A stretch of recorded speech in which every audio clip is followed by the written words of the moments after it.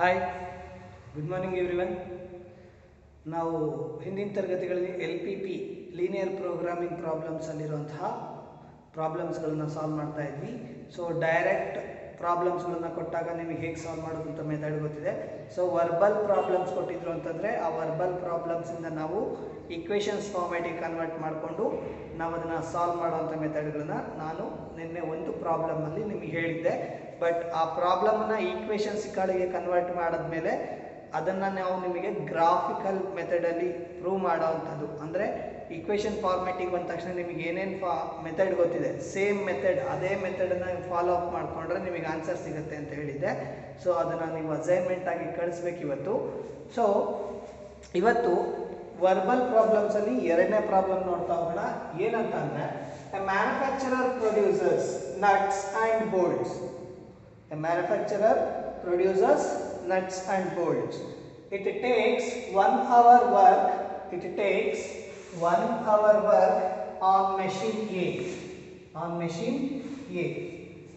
And 3 hours work on machine B.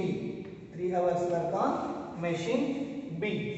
To produce package of nuts. To produce package of nuts, it takes 3 hours on machine A.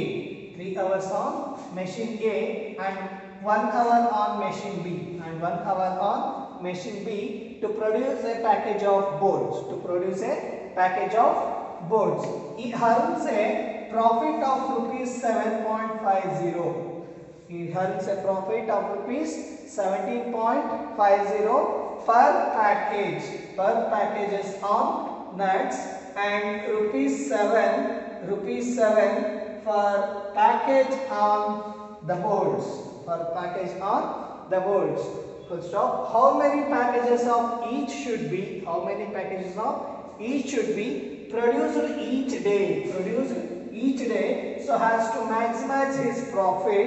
So has to maximize his profit if he operates an machine. If he operates his machines for at most 12 hours a day.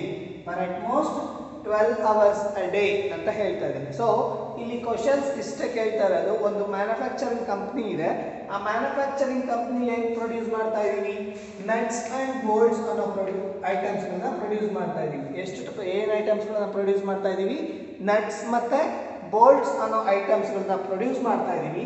It takes 1 hour work on machine A. ಇಲ್ಲಿ ನಮಗೆ ರಿಕ್ವೈರ್ಮೆಂಟ್ಸ್ಗಳು ಯಾವ್ಯಾವುದು? Requirements nuts ಮತ್ತು ಬೋಲ್ಟ್ಸನ್ನು produce ಮಾಡಲಿಕ್ಕೆ ನಾವು use ಮಾಡ್ತಾ ಇರೋಂಥದ್ದು ಮೆಷಿನ್ಸ್ಗಳನ್ನು ಮಾತ್ರ. ಮೆಷಿನ್ಸ್ಗಳನ್ನ use ಮಾಡ್ತಾ ಇದ್ದೀವಿ ಅಂದಾಗ ದೋಸ್ ಆರ್ ದ ರಿಕ್ವೈರ್ಮೆಂಟ್ಸ್ಗಳಾಗಿರುತ್ತೆ. ಸೊ ವರ್ಬಲ್ ಪ್ರಾಬ್ಲಮ್ ಇದೆ ಅಂತಂದರೆ ಒಂದು ಟೇಬಲ್ ಕಂಪಲ್ಸರಿ ಆಗಿರುತ್ತೆ. ಮೊದಲನೇದು ನಾವು ರಿಕ್ವೈರ್ಮೆಂಟ್ಸ್, ಅದಾದಮೇಲೆ ಐಟಮ್ಸ್, ಅದಾದಮೇಲೆ ನಮಗೆ ರಿಸೋರ್ಸಸ್, ಐಟಮ್ಸ್ ಆ್ಯಂಡ್ ರಿಕ್ವೈರ್ಮೆಂಟ್ಸ್. ಓಕೆನಾ? ರಿಸೋರ್ಸಸ್ ಯಾವ್ದಾಗ್ತಾ ಇದೆ ಇಲ್ಲಿ? ಮೆಷಿನ್ಸ್ಗಳು ನಮಗೆ ಇಲ್ಲಿ ರಿಸೋರ್ಸಸ್ ಅಂತ ತಗೊಂತ ಹೋಗೋಣ. ಹಾಗಾದ್ರೆ ಎಷ್ಟು ಮೆಷಿನ್ಸ್ಗಳಿದೆ? Machine A and machine B. Machine A and machine B. It takes 1 hour work on machine A and 3 hour work on machine B to produce a package of nuts. ನಟ್ಸ್ಗಳನ್ನ ಪ್ರೊಡ್ಯೂಸ್ ಮಾಡಲಿಕ್ಕೆ machine A ಇಂದ 1 hour work ತಗೊಳ್ತಾ ಇದ್ರೆ machine B 3 hours ವರ್ಕನ್ನು ತಗೊಳ್ತಾ ಇದೆ. ಗೊತ್ತಾಯ್ತಾ ಹೇಳ್ತಾ ಇರೋದು? ಕ್ವಶನ್ಸ್ ಕರೆಕ್ಟಾಗಿ ಅಂಡರ್ಸ್ಟ್ಯಾಂಡ್ ಮಾಡ್ಕೊಳ್ಳಿ. ಒಂದು ಮ್ಯಾನುಫ್ಯಾಕ್ಚರಿಂಗ್ ಕಂಪನಿ ಇದೆ. ಆ ಮ್ಯಾನುಫ್ಯಾಕ್ಚರಿಂಗ್ ಕಂಪನಿಯಲ್ಲಿ ನಟ್ಸ್ಗಳನ್ನ ಮತ್ತು ಬೋಲ್ಟ್ಸ್ಗಳನ್ನ ಪ್ರೊಡ್ಯೂಸ್ ಮಾಡ್ತಾ ಇದ್ದೀವಿ. ನಟ್ಸ್ ಮತ್ತು ಬೋಲ್ಟ್ಸ್ನ ಪ್ರೊಡ್ಯೂಸ್ ಮಾಡಲಿಕ್ಕೆ 2 ಮೆಷಿನ್ಸ್ಗಳನ್ನ ಯೂಸ್ ಮಾಡ್ತಾ ಇದ್ದೀವಿ, machine A and machine B. ಓಕೆನಾ? ಮೆಷಿನ್ ಎ ನಟ್ಸ್ಗಳನ್ನ ಪ್ರೊಡ್ಯೂಸ್ ಮಾಡಲಿಕ್ಕೆ 1 hour ತಗೊಂಡ್ರೆ ಮೆಷಿನ್ ಬಿ 3 hours ತಗೊಳ್ತಾ ಇದೆ. ಯಾವುದನ್ನ ಪ್ರೊಡ್ಯೂಸ್ ಮಾಡಲಿಕ್ಕೆ? ನಟ್ಸ್ಗಳನ್ನ ಪ್ರೊಡ್ಯೂಸ್ ಮಾಡಲಿಕ್ಕೆ, ಪ್ಯಾಕ್ ಆಫ್ ನಟ್ಸ್ಗಳನ್ನ ಪ್ರೊಡ್ಯೂಸ್ ಮಾಡಲಿಕ್ಕೆ. ಓಕೆನಾ? It takes 3 hours on machine A and one more thing, it takes 3 hours on machine A and 1 hour on machine B to produce a package of bolts.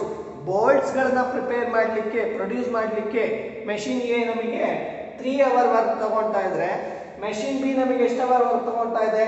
1 hour ನಮಗೆ work ತಗೊಳ್ತಾ ಇದೆ. ಗೊತ್ತಾಯ್ತಾ? To produce package of bolts ಈ ಹರ್ನ್ಸ್ a profit. ನಾನು ಹೇಳಿದ್ದೀನಿ ನೆನ್ನೆ ಪ್ರಾಬ್ಲಮಲ್ಲೇ, ಯಾವಾಗ ನಮಗೆ ಪ್ರಾಫಿಟ್ ಅಂತ ಕೇಳ್ತಾ ಇದೆ ದಟ್ ಇಸ್ ದ ಆಬ್ಜೆಕ್ಟಿವ್ ಫಂಕ್ಷನ್ಸ್ನ ಮೆನ್ಷನ್ ಮಾಡೋಂಥದ್ದು ಅದೇ ನಮಗಾಗಿರುತ್ತೆ ಅಂತ. ಸೊ ಈ ಹರ್ನ್ಸ್ a profit of rupees 17.50 per package of nuts. ಒಂದು ನಟ್ಸ್ಗಳ ಪ್ಯಾಕೆಟ್ಗೆ ನಾವು 17.50 ರುಪೀಸ್ನ ಪ್ರಾಫಿಟ್ ಅರ್ನ್ ಮಾಡ್ತಾ ಇದ್ದಾನೆ ಇವನು. ಗೊತ್ತಾಯ್ತಾ ಹೇಳ್ತಿರೋದು? ಹಾಗೆಯೇ 7 rupees per package on bolts. One packet of ಬೋಲ್ಟ್ಸ್ಗೆ ನಾವು ಎಷ್ಟು ಪ್ರಾಫಿಟ್ ತಗೊಳ್ತಾ ಇದ್ದೀವಿ? 7 rupees ಪ್ಯಾಕೆಟ್ ಹಂಗೆ 7 rupees ಹಂಗೆ ಪ್ರಾಫಿಟ್ ಇರಬೇಕು ಅಂತ ಇವನು ಯೋಚನೆ ಮಾಡ್ತಾ ಇದ್ದಾರೆ. ಹಾಗಾದ್ರೆ how many packages of each should be produced each day ಅಂದ್ರೆ ಒಂದು ಡೇಗೆ ಅವನು ಎಷ್ಟು ಪ್ಯಾಕೆಟ್ಸ್ ಆಫ್ ನಟ್ಸ್ ಮತ್ತೆ ಬೋಲ್ಟ್ಸ್ಗಳನ್ನ ಪ್ರೊಡ್ಯೂಸ್ ಮಾಡ್ತಾ ಇದ್ದಾನೆ ಅನ್ನೋದನ್ನು ನಾವಿಲ್ಲಿ ಫೈಂಡ್ ಔಟ್ ಮಾಡಬೇಕು. should be produced each day, so has to maximize his profit. ಹಾಗಾದ್ರೆ ಒಂದು ದಿನಕ್ಕೆ ಎಷ್ಟು number of packets of bolts ಹಾಗೆ ಪ್ಯಾಕೆಟ್ಸ್ ಆಫ್ ನಟ್ಸ್ ಗಳನ್ನ ಪ್ರೊಡ್ಯೂಸ್ ಮಾಡಿದ್ರೆ ಮ್ಯಾಕ್ಸಿಮಮ್ ಪ್ರಾಫಿಟ್ ಸಿಗ್ತಾ ಹೋಗುತ್ತೆ ಅನ್ನೋದನ್ನ ಫೈಂಡ್ ಔಟ್ ಮಾಡಬೇಕು. ಹಾಗೇನೆ if he operates his machine for at most 12 hours a day, ಇನ್ನೊಂದು ಕಂಡೀಷನ್ಸ್ ಕೊಟ್ಟ. ಅವನೇನು ಹೇಳ್ತಾ ಇದ್ದಾನೆ, ಅವನ ಮಿಷಿನ್ಸ್ಗಳು ಅವನ ಕಂಪನಿಯಲ್ಲಿ ಇರುವಂಥ ಮಿಷಿನ್ಸ್ಗಳು ಅಟ್ ಮೋಸ್ಟ್ 12 hours ವರ್ಕ್ ಆದರೂ ಮಾಡಲೇಬೇಕು. ಅಟ್ ಮೋಸ್ಟ್ ಅಂತ ತಕ್ಷಣ ನಮಗೇನಾಗುತ್ತೆ, ಮೋರ್ ದ್ಯಾನ್ 12 hours ಮೇಲೆ ವರ್ಕ್ ಮಾಡೋ ಹಾಗಿಲ್ಲ. ಗೊತ್ತಾಯ್ತಾ ಹೇಳಿದ್ದು? ಹಾಗಾದ್ರೆ ನಮಗೇನಾಗ್ತಾ ಇದೆ conditions, machine A and machine be working between the 12 hours, between 12 hours ಒಳಗಡೆ ನಾವು ವರ್ಕ್ ಮಾಡಬೇಕಾಗಿದೆ. ಗೊತ್ತಾಯ್ತಾ ಹೇಳ್ತಿರೋದು? ಸೊ ಈ ಪ್ರಾಬ್ಲಮಿಗೆ ಬರುವಂತಹ ಟ್ಯಾಬ್ಲೆಟ್ ಕಾಲಮ್ ಯಾವ ಫಾರ್ಮೆಟ್ ಅಲ್ಲಿ ಬರುತ್ತೆ ಅಂತಂದ್ರೆ, ಫಸ್ಟ್ ಒನ್ ನಮಗೆ ಏನಿದೆ, ರಿಸೋರ್ಸಸ್ಗಳು ಯಾವ್ಯಾವುದು? ರಿಸೋರ್ಸಸ್ಗಳು ಯಾವ್ಯಾವುದು? Machine A and machine B are the ರಿಸೋರ್ಸಸ್ಗಳಾಗ್ತಾ ಇದೆ. Machine A and machine B are the resources. And the ಐಟಮ್ಸ್ಗಳು ಯಾವ್ಯಾವುದು? ಐಟಮ್ಸ್ಗಳು ಪ್ರೊಡ್ಯೂಸ್ ಮಾಡ್ತಾ ಇರೋದು ಯಾವ್ಯಾವುದು? Nuts and bolts. ಹೌದಲ್ಲ, ನಟ್ಸ್ ಅಂಡ್ ಬೋಲ್ಟ್ಸ್. ಹಾಗೇನೆ ಇನ್ನೊಂದೇನು ಹೇಳ್ತಾ ಇದ್ದಾರೆ, ಟೈಮ್ ಅವೈಲಬಲ್. ನಮ್ಮ ಹತ್ರ ಇರೋದು ರಿಕ್ವೈರ್ಮೆಂಟ್ಸ್ ಎಷ್ಟಿದೆ? ರಿಕ್ವೈರ್ಮೆಂಟ್ ಇರೋ ಟೈಮಿಂಗ್ ಎಷ್ಟು? Time being 12 hours per day ಇದೆ. ಓಕೆನಾ? ಹಾಗಾದ್ರೆ ನಮ್ಮ ಟ್ಯಾಬ್ಲೆಟ್ ಕಾಲಮ್ ರೆಡಿ ಆಯ್ತು. ಏನೇನಾಗ್ತಾ ಇದೆ ಈಗ? ಮೆಷಿನ್ ಎ ನಟ್ಸ್ ನ ಪ್ರೊಡ್ಯೂಸ್ ಮಾಡಲಿಕ್ಕೆ ಟೈಮಿಂಗ್ ಎಷ್ಟು ತಗೊಳ್ತಾ ಇದೆ? 1 hour ತಗೊಳ್ತಾ ಇದೆ. ಹೌದಲ್ವಾ? 1 into x ಅಂದ್ರೆ 1 ಅವರಿಗೆ ನಮಗೆ ನಂಬರ್ ಆಫ್ ಪ್ಯಾಕೆಟ್ಸ್ ಎಷ್ಟು ಪ್ರಿಪೇರ್ ಆಗುತ್ತೆ ಅನ್ನೋದನ್ನ ನಾವು ಫೈಂಡ್ ಔಟ್ ಮಾಡ್ತಾ ಹೋಗ್ಬೋದು. ಹಾಗೆಯೇ ಮೆಷಿನ್ ಬಿ ಇಂದ ನಟ್ಸ್ ಗಳನ್ನ ಪ್ರಿಪೇರ್ ಮಾಡಲಿಕ್ಕೆ ಟೈಮಿಂಗ್ ಎಷ್ಟಿದೆ? ಟೈಮಿಂಗ್ ಎಷ್ಟಿದೆ? 3 hours on machine B. 3 hours machine B ಇಂದ ತಗೊಂಡ್ರೆ 3x ಆಗ್ತಾ ಇದೆ. ಹೌದಲ್ಲ? ಮೆಷಿನ್ ಬಿ ಇಂದ ನಂಬರ್ ಆಫ್ ಪ್ಯಾಕೆಟ್ಸ್ ಎಷ್ಟುಗಳು ನಮ್ಮ ಪ್ರೊಡ್ಯೂಸ್ ಮಾಡ್ಬೋದು ಅನ್ನೋದನ್ನ ನೋಡ್ಕೊಳ್ತಾ ಇದೀವಿ. ಹಾಗೇನೆ ಬೋಲ್ಟ್ಸ್ಗಳನ್ನ ಪ್ರಿಪೇರ್ ಮಾಡಲಿಕ್ಕೆ ನಮಗೆ ಪ್ರೊಡ್ಯೂಸ್ ಮಾಡಲಿಕ್ಕೆ ನಮಗೆ ಮೆಷಿನ್ ಎ ಎಷ್ಟು ಟೈಮ್ ತಗೊಳ್ತಾ ಇದೆ? 3 hours ಮೆಷಿನ್ ಎ ತಗೊಳ್ತಾ ಇದೆ. ಹಾಗೇನೆ ಮೆಷಿನ್ ಬಿ ಎಷ್ಟು ಅವರ್ ತಗೊಳ್ತಾ ಇದೆ? 1 into y 1 hour ತಗೊಳ್ತಾ ಇದೆ. ಹಾಗಾದ್ರೆ ಎರಡು ಮಿಷಿನ್ಸ್ಗಳು ಎಷ್ಟು ಅವರ್ ವರ್ಕ್ ಮಾಡಬೇಕು? Less than or equals to 12 hours ಒಳಗಡೆ ನಮಗೆ ವರ್ಕ್ ಮಾಡಬೇಕು ಎರಡು ಮಿಷಿನ್ಸ್ಗಳು. ಓಕೆನಾ? ಗೊತ್ತಾಯ್ತಾ ಕಂಡೀಷನ್ಸ್? ಟೇಬಲ್ ಆಗಿ ಬರ್ಕೊಂಡೆ ಅಂತ. ಫಸ್ಟ್ ನಮಗೆ ರಿಸೋರ್ಸಸ್ ಇದ್ದಿದ್ದು ಮೆಷಿನ್ಸ್ಗಳು ಮಾತ್ರ. ರಿಸೋರ್ಸಸ್ ನಮಗೆ machine A and machine B ಬರ್ತಾ ಹೋಗುತ್ತೆ. ಐಟಮ್ಸ್ಗಳು ನಾವು ಪ್ರೊಡ್ಯೂಸ್ ಮಾಡ್ತಿರೋಂಥ ಮ್ಯಾನುಫ್ಯಾಕ್ಚರಿಂಗ್ ಕಂಪನಿ ಪ್ರೊಡ್ಯೂಸ್ ಮಾಡ್ತಿರೋಂಥ ಐಟಮ್ಸ್ಗಳು ಯಾವ್ಯಾವುದು ಅಂದರೆ ನಟ್ಸ್ ಅಂಡ್ ಬೋಲ್ಟ್ಸ್. ನಟ್ಸ್ಗಳನ್ನ ನಾವು ನಂಬರ್ ಆಫ್ ಪ್ಯಾಕೆಟ್ಸ್ ಎಕ್ಸ್ ಅಂದರೆ ನಮಗೆ let X be the number of packets of bolts ಅಂತ ನಟ್ಸ್ ಅಂತ ತಗೊಳ್ತಾ ಹೋಗೋಣ. ಹಾಗೆಯೇ ವೈ ಅಂತಂದರೆ let Y be the number of packets of bolts ಅಂತ ಕನ್ಸಿಡರ್ ಮಾಡಿಕೊಂಡ್ರೆ, ಯಾಕೆ ಎಕ್ಸ್ ಮತ್ತು ವೈನ number of packets of bolt packets of nuts ಅಂತ ತಗೊಳ್ತಾ ಇದ್ದೀವಿ ಅಂದರೆ ಪರ್ ಅವರಿಗೆ ಇಷ್ಟು ಪ್ಯಾಕೆಟ್ಸ್ ನಮಗೆ ಪ್ರಿಪೇರ್ ಆಗುತ್ತೆ ಅನ್ನೋದನ್ನ ಫೈಂಡ್ ಔಟ್ ಮಾಡ್ಕೋಬೇಕು. ಯಾಕೆ ಅಂತಂದರೆ ಎಷ್ಟು ನಂಬರ್ ಆಫ್ ಪ್ಯಾಕೆಟ್ಸ್ಗಳು ನಮಗೆ ಪ್ರಿಪೇರ್ ಆಯಿತು ಅಂದರೆ ವಿತಿನ್ 12 hour ಅಲ್ಲಿ ನಂಬರ್ ಆಫ್ ಪ್ಯಾಕೆಟ್ಸ್ಗಳು ಎಷ್ಟು ಪ್ರೊಡ್ಯೂಸ್ ಆಗುತ್ತೆ from the machine A and machine B ಅಂತ ಫೈಂಡ್ ಔಟ್ ಮಾಡಿಕೊಂಡ್ರೆ ನಮಗೆ ಯಾವುದನ್ನ ಪ್ರೊಡ್ಯೂಸ್ ಜಾಸ್ತಿ ಮಾಡಿದ್ರೆ, ನಟ್ಸ್ಗಳನ್ನ ಪ್ರೊಡ್ಯೂಸ್ ಜಾಸ್ತಿ ಮಾಡಿದ್ರಲ್ಲ ಅಥವಾ ಬೋಲ್ಟ್ಸ್ಗಳನ್ನ ಪ್ರೊಡ್ಯೂಸ್ ಜಾಸ್ತಿ ಮಾಡಿದ್ರೆ ಪ್ರಾಫಿಟ್ ಮ್ಯಾಕ್ಸಿಮಮ್ ಆಗುತ್ತಾ ಅನ್ನೋದನ್ನ ಫೈಂಡ್ ಔಟ್ ಮಾಡ್ಕೋಬಹುದು. ಗೊತ್ತಾಯ್ತಾ? ಸೊ ಇಲ್ಲಿವಾಗ ನಮಗೆ ಅಬ್ಜೆಕ್ಟಿವ್ ಫಂಕ್ಷನ್ಸ್ ಯಾವ್ದಾಗ್ತಾ ಹೋಗುತ್ತೆ ಅಂದ್ರೆ ಲಾಸ್ಟ್ ಒನ್ ಕಾಲಮ್ ಪ್ರಾಫಿಟ್ ಅನ್ನೋದನ್ನ ಮೆನ್ಷನ್ ಮಾಡಬೇಕು. ಸೊ ಪ್ರಾಫಿಟ್ ಎಷ್ಟು ತಗೊಂತ ಇದ್ದಾನೆ? ನಟ್ಸ್ಗಳಿಂದ ಅವನು 17.50 ಅನ್ನು ಎಕ್ಸ್ಪೆಕ್ಟ್ ಮಾಡ್ತಾ ಇದ್ರೆ 7 rupeesನ ಬೋಲ್ಟ್ಸ್ಗಳಿಂದ ಎಕ್ಸ್ಪೆಕ್ಟ್ ಮಾಡ್ತಾ ಇದ್ದಾನೆ. ಸೊ ಇಲ್ಲಿ ಏನಾಗ್ತಾ ಹೋಗುತ್ತೆ? 17.50 into x 7 into y that is objective function ಆಗ್ತಾ ಹೋಗುತ್ತೆ. ಗೊತ್ತಾಯ್ತು ಹೇಳಿದ್ದು? ಪ್ರಾಫಿಟ್ ಗೊತ್ತಿದ್ದಲ್ಲ ಇರೋದ್ರಿಂದ ನೋಡ್ತಾ ಹೋಗೋಣ. ಮ್ಯಾಕ್ಸಿಮಮ್ ಪ್ರಾಫಿಟ್ ಯಾವ್ದ್ರಿಂದ ಬರ್ತಾ ಹೋಗುತ್ತೆ ಅನ್ನೋದನ್ನ ನೋಡ್ತಾ ಹೋಗೋಣ. ಓಕೆನಾ? ಸೊ ಈ ಟೇಬಲ್ ನ ಇಟ್ಕೊಂಡು ನಾವು ಇಕ್ವೇಶನ್ ಫಾರ್ಮ್ಯಾಟಿಗೆ ಬರೀತಾ ಹೋಗೋಣ. ಸೊ ಇಕ್ವೇಶನ್ ಫಾರ್ಮ್ಯಾಟ್ ಯಾವ ತರ ಬರುತ್ತೆ ಅನ್ನೋದು ನೋಡ್ತಾ ಹೋಗೋಣ. So therefore the objective function ಏನಾಗ್ತಾ ಹೋಗುತ್ತೆ? objective function is equals to z is equals to 17.50x plus 7y. x ಮತ್ತೆ y ಅಂದ್ರೆ ಏನರ್ಥ? x and y are the number of packages of nuts. ಹಾಗೇನೆ y ಅಂದ್ರೆ number of packages of bolts. ಓಕೆನಾ? produce nuts produce and bolts produce. ಓಕೆನಾ? ಹಾಗಾದ್ರೆ ಇಲ್ಲಿ ನಮಗೆ ಆಬ್ಜೆಕ್ಟಿವ್ ಫಂಕ್ಷನ್ಸ್ ಗಳು ಸಿಗ್ತಾ ಹೋಯ್ತು. subjected to constraint equations. ಎಷ್ಟು ಕಾನ್ಸ್ಟೆಂಟ್ ಈಕ್ವೇಷನ್ಸ್ ಇದೆ? ಎರಡು ಕಾನ್ಸ್ಟೆಂಟ್ ಈಕ್ವೇಷನ್ಸ್ ಇದೆ. x plus 3y which is less than or equal to 12 and 3x plus y which is less than or equals to 12 and x comma y greater than or equals to 0. Profit maximum profit ಕೇಳ್ತಿರೋದ್ರಿಂದ x comma y value ಏನಾಗ್ತಾ ಹೋಗುತ್ತೆ? Greater than or equals to 0. Less than or equals to 0 ತಗೊಂಡ್ರೆ ನಮಗೆ ಅಲ್ಲಿ profit ಯಾವಾಗಲೂ ಕಡಿಮೆ ಆಗ್ತಾನೆ ಹೋಗುತ್ತೆ, ನೆಗೆಟಿವ್ ವ್ಯಾಲ್ಯೂಸ್ ಗಳು ಬರ್ತಾ ಹೋಗುತ್ತೆ. ಸೊ ನಾವು LPP ಪ್ರತಿಯೊಂದು ವ್ಯಾಲ್ಯೂಸ್ ಗಳನ್ನು ನಾವು ಫಸ್ಟ್ ಕ್ವಾಡ್ರಂಟ್ ಅಲ್ಲಿ ಬರುವಂತ ಫಿಸಿಬಲ್ ರೀಜನ್ ಮೇಲೆ ಡಿಪೆಂಡೆಂಟ್ ಮಾಡಿಕೊಂಡು ಮ್ಯಾಕ್ಸಿಮಮ್ ಮತ್ತೆ ಮಿನಿಮಮ್ ವ್ಯಾಲ್ಯೂಸ್ ಗಳನ್ನ ಫೈಂಡ್ ಔಟ್ ಮಾಡ್ತಾ ಹೋಗ್ತೀವಿ. ಗೊತ್ತಾಯ್ತಾ ಹೇಳಿದ್ದು? ಸೊ ಕಾನ್ಸ್ಟೆಂಟ್ ಈಕ್ವೇಷನ್ಸ್ ಗಳು ಸಿಕ್ತು, ಆಬ್ಜೆಕ್ಟಿವ್ ಫಂಕ್ಷನ್ ಸಿಕ್ಕಿದೆ. ಇದಾದ್ಮೇಲೆ ನಾವೇನ್ ಮಾಡ್ತಾ ಹೋಗ್ತೀವಿ? ರೆಗ್ಯುಲರ್ ಮೆಥಡ್ ಅಲ್ಲಿ ಏನ್ ಮಾಡ್ತಾ ಇದ್ವಿ? Assume x plus 3y which is equals to 12. ಹಾಗೇನೆ assume 3x plus y which is equals to 12. Regular method ಅಂತಂದ್ರೆ equations format, linear constant equations ಗಳು ಏನು ಸಿಕ್ಕಿದೆ ಆ ಕಾನ್ಸ್ಟೆಂಟ್ ಈಕ್ವೇಷನ್ಸ್ ಗಳನ್ನ ಹಿಡ್ಕೊಂಡು ನಾವು x ಮತ್ತೆ ಈ ಈಕ್ವೇಷನ್ಸ್ ಗೆ ಬರುವಂತ ಸ್ಟ್ರೈಟ್ ಲೈನ್ ನ ಮತ್ತೆ ಈ ಈಕ್ವೇಷನ್ಸ್ ಗೆ ಬರುವಂತ ಸ್ಟ್ರೈಟ್ ಲೈನ್ಸ್ ನ ಗ್ರಾಫ್ ಅಲ್ಲಿ ಪ್ಲಾಟ್ ಮಾಡ್ಕೊಂತೀವಿ. ಗ್ರಾಫ್ ಅಲ್ಲಿ ಪ್ಲಾಟ್ ಮಾಡ್ಕೊಂಡಾದ್ಮೇಲೆ ಇನ್ಇಕ್ವಾಲಿಟಿ ಸಿಂಬಲ್ಸ್ ಗಳನ್ನ ನೋಡಿಕೊಂಡು ನಮಗೆ ಫಿಸಿಬಲ್ ರೀಜನ್ ನ ಫೈಂಡ್ ಔಟ್ ಮಾಡ್ತೀವಿ. ಆ ಫಿಸಿಬಲ್ ರೀಜನ್ ಅಲ್ಲಿ ಬರುವಂತಹ ಕಾರ್ನರ್ ಪಾಯಿಂಟ್ಸ್ ಗಳನ್ನ ಹಿಡ್ಕೊಂಡು ನಾವು ಮ್ಯಾಕ್ಸಿಮಮ್ ವ್ಯಾಲ್ಯೂ ಯಾವುದು ಮತ್ತೆ ಮಿನಿಮಮ್ ವ್ಯಾಲ್ಯೂ ಯಾವುದು ಅನ್ನೋದನ್ನ ಫೈಂಡ್ ಔಟ್ ಮಾಡ್ತಾ ಹೋಗ್ತೀವಿ ಅಷ್ಟೇ. ಓಕೆನಾ? ಹಾಗಾದ್ರೆ ಇಲ್ಲಿ ನಮಗೆ ರೆಸ್ಪೆಕ್ಟೆಡ್ ಲೈನರ್ ಈಕ್ವೇಷನ್ಸ್ ಗಳಿಗೆ ಬರುವಂತಹ ಕೋಆರ್ಡಿನೇಟ್ ಪಾಯಿಂಟ್ಸ್ ಗಳನ್ನ ಫೈಂಡ್ ಔಟ್ ಮಾಡ್ತಾ ಹೋಗೋಣ. ಸೊ ಟ್ಯಾಬ್ಯುಲರ್ ಕಾಲಮ್ ಅಲ್ಲಿ first one x, second one column y ಆಗ್ತಾ ಹೋಗುತ್ತೆ. ಹಾಗೇನೆ ಈ ಟ್ಯಾಬ್ಯುಲರ್ ಕಾಲಮ್ ಅಲ್ಲಿ ಅಷ್ಟೇ ಹೀಗೆ ಡೈರೆಕ್ಟ್ ಆಗಿ ಬೇಗ ಬರ್ಕೊಳ್ತಾ ಹೋಗಿ. ಓಕೆನಾ?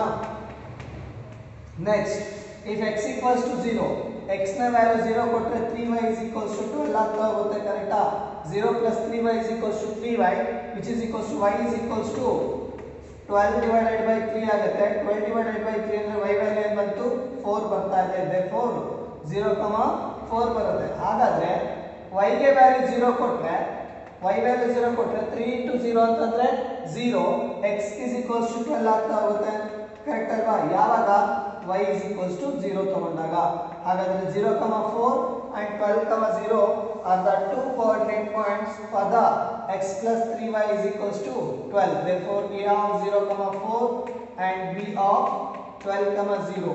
These two coordinate points will plotted on the graph sheet. ಓಕೆನಾ? ಸೊ ಹಾಗೇನೆ ಇಲ್ಲಿ y equals to 0, x equals to 0 ತಗೊಂಡ್ರೆ y ವ್ಯಾಲ್ಯೂ ಏನಾಗುತ್ತೆ?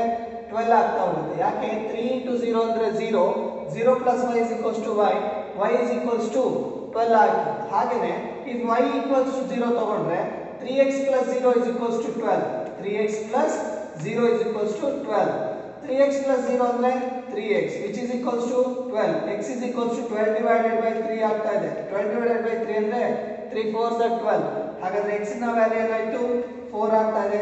therefore ಹಾಗಾದ್ರೆ ಇಲ್ಲಿನ ಕೋಆರ್ಡಿನೇಟ್ ಪಾಯಿಂಟ್ಸ್ ಗಳು ಏನಾಗ್ತಾ ಇದೆ?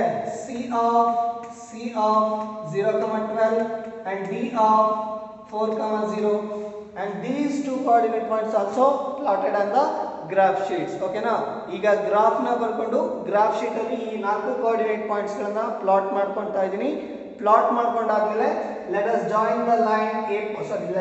the coordinate points AB and CD. Then we denote that or represent the lines by an x plus 3y is equals to 12 and 3x plus is equals to 3x plus y is equals to 12. Okay now? Okay.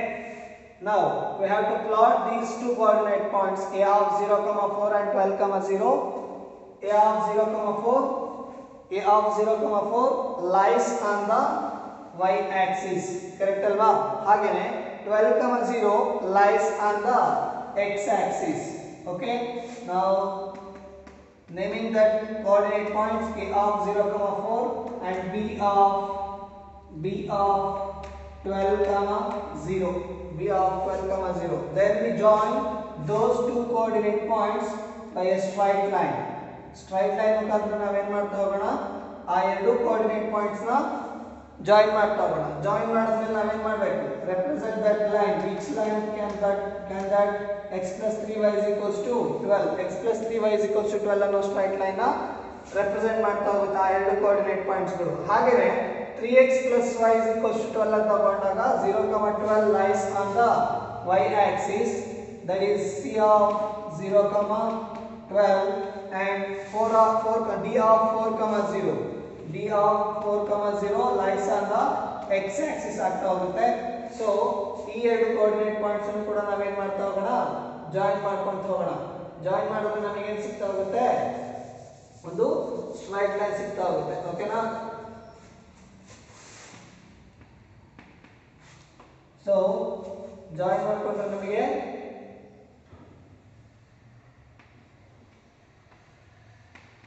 Three x plus y is equals to 12 ಅನ್ನೋ straight line ನ represent ಮಾಡೋ ಎರಡು coordinate points ಗಳು ಸಿಕ್ಕಿದೆ. ಈಗ ನಾವೇನ್ ಮಾಡ್ತಾ ಹೋಗ್ಬೇಕು, ಫಿಸಿಬಲ್ ರೀಜನ್ ನ ಫೈಂಡ್ ಔಟ್ ಮಾಡ್ಕೊಂತ ಹೋಗ್ಬೇಕು. ಫಿಸಿಬಲ್ ರೀಜನ್ ಫೈಂಡ್ ಔಟ್ ಮಾಡಬೇಕು ಅಂದ್ರೆ ನಾವೇನ್ ಮೆನ್ಷನ್ ಮಾಡ್ತಾ ಹೋಗ್ತೀವಿ, ಇನ್ಇಕ್ವಾಲಿಟೀಸ್ ಗಳನ್ನ ಮೆನ್ಷನ್ ಮಾಡ್ತಾ ಹೋಗ್ತೀವಿ. ಇನ್ಇಕ್ವಾಲಿಟೀಸ್ ಏನಿದೆ, less than or equals to ಇದೆ. Less than or equals to ಅಂತಂದ್ರೆ ಟುವರ್ಡ್ಸ್ ಟು ದ ಆರಿಜಿನ್ ಆಗ್ತಾ ಹೋಗುತ್ತೆ. ಟುವರ್ಡ್ಸ್ ಟು ದ ಆರಿಜಿನ್ ಅಂತಂದ್ರೆ ಈ ಲೈನ್ಗೆ ಆರಿಜಿನ್ ಕಡೆ ಯಾವ ಕಡೆ ಶೇಡೆಡ್ ರೀಜನ್ ಮಾಡ್ತಾ ಹೋಗ್ತೀರಾ, ಬಿಲೋ ದ ಲೈನ್ ನಾವು ಶೇಡೆಡ್ ಮಾಡ್ತಾ ಹೋಗ್ತೀರಾ. ಕರೆಕ್ಟ್ ಅಲ್ಲ? ಹಾಗೇನೆ ಈ ಸ್ಟ್ರೈಟ್ ಲೈನ್ ಗಳಿಗೂ ಕೂಡ ನಾವೇನ್ ಮಾಡ್ತಾ ಹೋಗ್ತೀರಾ, ಬಿಲೋ ದ ಪಾರ್ಟ್ ನಾವು ಶೇಡೆಡ್ ರೀಜನ್ ಮಾಡ್ತಾ ಹೋಗ್ತೀರಾ. ಓಕೆನಾ? ಹಾಗಾದ್ರೆ ನಂಬರ್ ಆಫ್ ಆರ್ ಶೇಡೆಡ್ ಮಾಡ್ಕೊಳ್ಬೇಕಾದ್ರೆ ಲೈಟ್ ಆಗಿ ಶೇಡ್ ಮಾಡ್ತಾ ಹೋಗಿ. ಲೈಟ್ ಆಗಿ ಶೇಡ್ ಮಾಡಿದಾಗ ಶೇಡ್ ಮಾಡಿದ್ಮೇಲೆ ಶೇಡ್ ಮಾಡಿರೋಂಥ ಪಾರ್ಟ್ ಮೇಲೆ ಮತ್ತೊಂದ್ಸಲಿ ಶೇಡ್ ಮಾಡಿದಾಗ ಒಂದಿಷ್ಟು ಡಾರ್ಕ್ ರೀಜನ್ ಸಿಗ್ತಾ ಹೋಗುತ್ತೆ. ಆ ಡಾರ್ಕ್ ರೀಜನ್ ನಿಮಗೆ ಏನಾಗಿರುತ್ತೆ, ಶೇಡೆಡ್ ರೀಜನ್ ಆಗಿರುತ್ತೆ, ಫಿಸಿಬಲ್ ರೀಜನ್ ಆಗಿರುತ್ತೆ. ಗೊತ್ತಾಯ್ತಾ? ಹಾಗಾದ್ರೆ ನಮಗೆ ಸಿಕ್ಕಿರುವಂತ ಶೇಡೆಡ್ ರೀಜನ್ ಯಾವುದು ಅಂತ ಅಂದ್ರೆ ಟ್ರಪೀಸಿಯಂ ಫಾರ್ಮೆಟ್ ಅಲ್ಲಿರುವಂತಹ ಆರಿಜಿನ್ ಪಾಯಿಂಟ್ ಗೆ ಟಚ್ ಆಗಿರುವಂತಹ ಟ್ರಪೀಸಿಯಂ ಅಲ್ಲಿ ನಮಗೆ ಶೇಡೆಡ್ ರೀಜನ್ ಸಿಗ್ತಾ ಹೋಗ್ತಾ ಇದೆ. ಹಾಗಾದ್ರೆ this one is an feasible region. ಈ ಫಿಸಿಬಲ್ ರೀಜನ್ ಅಲ್ಲಿ ಜಾಯಿನ್ ಆಗಿರುವಂತಹ ಕಾರ್ನರ್ ಪಾಯಿಂಟ್ಸ್ ಗಳು ಯಾವ್ದು ಅಂತಂದ್ರೆ a of 0, 4 and d of 4, 0 and the next one that is e of value find out ಮಾಡಬೇಕು. ಈ ಕೋಆರ್ಡಿನೇಟ್ ಪಾಯಿಂಟ್ ನ ವ್ಯಾಲ್ಯೂ ಫೈಂಡ್ ಔಟ್ ಮಾಡ್ಕೋಬೇಕು ಅಂದ್ರೆ ಯಾವ ಸ್ಟ್ರೈಟ್ ಲೈನ್ಸ್ ಗಳು ಇಂಟರ್ಸೆಕ್ಟ್ ಆಗ್ತಾ ಇರೋದು, x plus 3y is equals to 12 and 3x plus y is equals to 12. Therefore we have to solve these two coordinate lines. We get the values of 12 e coordinate point. ಓಕೆನಾ? ಹಾಗಾದ್ರೆ ಈ ಎರಡನ್ನ solve ಮಾಡ್ಕೊಂಡ್ರೆ ನಮಗೆ value ಏನಾಗ್ತಾ ಹೋಗುತ್ತೆ, ಒಂದು ಸಬ್ಸ್ಟ್ರಾಕ್ಷನ್ಸ್ ಮಾಡ್ಕೊಂತ ಹೋಗ್ತೀರಾ. ಸಬ್ಸ್ಟ್ರಾಕ್ಷನ್ಸ್ ಮಾಡ್ಕೋಬೇಕಾದ್ರೆ ನಮಗೆ ಇಲ್ಲಿ ಪ್ಲಸ್ 3x ಇದೆ, ಇಲ್ಲಿ ಮೈನಸ್ x ಇದೆ. ಪ್ಲಸ್ 3x ಮೈನಸ್ x ಅಂದ್ರೆ 2x, y ಮೈನಸ್ 3y ಅಂತಂದ್ರೆ ಮೈನಸ್ 2y ಆಗುತ್ತೆ. ಅಗೇನ್ ನಮಗೆ ಈಕ್ವೇಶನ್ ಫಾರ್ಮೆಟ್ ಎಲ್ಲ ಸಿಕ್ಬಿಡುತ್ತೆ. ಅದಕ್ಕೋಸ್ಕರ ಯಾವ್ದಾದ್ರು ಒಂದು ಮೆಥಡ್ ಅನ್ನ x ನಾದ್ರೂ ಆಗಲಿ ಅಥವಾ y ನಾದ್ರೂ ಆಗಲಿ ನಾವು ಕ್ಯಾನ್ಸಲೇಷನ್ಸ್ ಮಾಡ್ಕೋಬಹುದು. ಹೇಗೆ? By multiplying the constants. Multiply ಮಾಡ್ಕೊಂಡ್ರೆ ಇಲ್ಲಿ y ಇದೆ, ಏನ್ ಮಲ್ಟಿಪ್ಲೈ ಮಾಡಿದ್ರೆ ಪ್ಲಸ್ 3 ಆಗ್ತಾ ಹೋಗುತ್ತೆ, 3 ನ ಮಲ್ಟಿಪ್ಲೈ ಮಾಡಿದ್ರೆ 3y ಆಗ್ತಾ ಹೋಗುತ್ತೆ. ಹೌದಲ್ವಾ? 3 3s are 9x, 3 into y plus 3y, 3 12s are 36 ಆಗ್ತಾ ಹೋಗ್ತಿದೆ. ಹೌದಲ್ವಾ? ಹಾಗಾದ್ರೆ 9x plus 3y is equals to 36 plus 3y and minus 3y get cancels. 9x ಅಲ್ಲಿ x ಹೋಯ್ತು ಅಂದ್ರೆ 8x ಆಗ್ತಾ ಹೋಗುತ್ತೆ. 36 ಅಲ್ಲಿ 12 ಹೋಯ್ತು ಅಂತಂದ್ರೆ 24 ಆಗ್ತಾ ಹೋಗುತ್ತೆ. Therefore x is equals to 24 divided by 8 ಆಯ್ತು. 24 divided by 8 ಅಂತಂದ್ರೆ 8 3s are 24. x ನ ವ್ಯಾಲ್ಯೂ ಏನು ಬರ್ತಾ ಇದೆ ಹಾಗಾದ್ರೆ 3 ಬರ್ತಾ ಇದೆ. ಓಕೆನಾ? ಹಾಗಾದ್ರೆ x is equals to 3 ಅಂತ ಅಂದಾಗ ಈ x ವ್ಯಾಲ್ಯೂಸ್ ನ ಈ ಎರಡು ಈಕ್ವೇಷನ್ಸ್ ಅಲ್ಲಿ ಯಾವುದಕ್ಕಾದ್ರೂ ಸಬ್ಸ್ಟಿಟ್ಯೂಟ್ ಮಾಡಿದ್ರೆ we get the value of y. Therefore now substitute the value x is equals to 3 in x plus 3y is equals to 12. Substitute the value of x is equals to 3 in equations. X plus 3y is equals to 12. Now 3 plus 3y which is equals to 12. 3y is equals to 12 minus 3. 12 minus 3 which is equals to 9. Therefore y is equals to 9 divided by 3 ಆಗುತ್ತೆ. 3 ones are 3 3s are. Therefore y ನ value ಏನು ಬರ್ತದೆ ಕೂಡ y value ಕೂಡ ನಮಗೆ 3 ಬರ್ತದೆ. ಹಾಗಾದ್ರೆ ಈ ಕೋಆರ್ಡಿನೇಟ್ ಪಾಯಿಂಟ್ ಏನಾಗ್ತಾ ಇದೆ ಇಲ್ಲಿ 3, 3 is the ಈ ಕೋಆರ್ಡಿನೇಟ್ ಪಾಯಿಂಟ್ ಆಗ್ತಾ ಹೋಗುತ್ತೆ. ಓಕೆನಾ? ಹಾಗಾದ್ರೆ ಈಗ ಮೂರು ಕಾರ್ನರ್ ಪಾಯಿಂಟ್ಸ್ ಗಳ ಕೋಆರ್ಡಿನೇಟ್ ಪಾಯಿಂಟ್ ಗಳು ಸಿಕ್ಕಿದೆ ಅಂತಂದ್ರೆ we have to find the maximum and minimum values. ಓಕೆನಾ? So maximum and minimum values ಗಳು ಫೈಂಡ್ ಔಟ್ ಆಗಬೇಕು ಅಂತಂದ್ರೆ ಕಾರ್ನರ್ ಪಾಯಿಂಟ್ಸ್ ಗಳು ಯಾವ್ದಿದೆ ಅಂತ ಬರ್ಕೋಬೇಕು. hence a e d a are the corner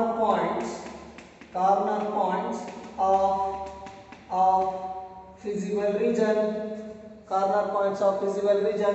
Therefore tabular column next ಏನಾಗ್ತಾ ಹೋಗುತ್ತೆ corner points and objective functions ಏನಿದೆ 17.50 into x plus 7y. Therefore ನಾವು ಇವಾಗ maximum and minimum value find out ಮಾಡಲಿಕ್ಕೆ ಈಕ್ವೇಷನ್ಸ್ ಸಿಕ್ಕಿದೆ. Objective functions ಗೆ substitute ಮಾಡಿದ್ರೆ coordinate points ಗಳನ್ನು ಸಬ್ಸ್ಟಿಟ್ಯೂಟ್ ಮಾಡಿದ್ರೆ ನಮಗೆ ಮ್ಯಾಕ್ಸಿಮಮ್ ವ್ಯಾಲ್ಯೂಸ್ ಗಳು ಸಿಗ್ತಾ ಹೋಗುತ್ತೆ. ಹಾಗಾದ್ರೆ ಫಸ್ಟ್ ಕೋಆರ್ಡಿನೇಟ್ ಪಾಯಿಂಟ್ ಏನಿದೆ a of 0, 4 and e of 3, 3 and d of 4, 0. so substitute ಮಾಡ್ಕೊಂಡ್ರೆ z is equals to 17.50 into 0 plus 7 into 4 which is equals to 28. ಯಾಕೆ 17.50 into 0 ಅಂದ್ರೆ whole thing 0 ಆಗುತ್ತೆ. 0 plus 7 4s are 28. 0 plus 28 is equals to 28 ಬರ್ತಿದೆ. ಹಾಗಾದ್ರೆ 17.50 into 3 plus 7 into 3 which is equals to value ಎಷ್ಟಾಗುತ್ತೆ check ಮಾಡ್ಕೊಳ್ತಾ ಹೋಗ್ತೀರಾ. ಹಾಗೆ z is equals to 17.50 into 4 plus 7 into 0 value ಎಷ್ಟಾಗುತ್ತೆ ಅನ್ನೋದು ಚೆಕ್ ಮಾಡ್ಕೊಳ್ತೀರಾ.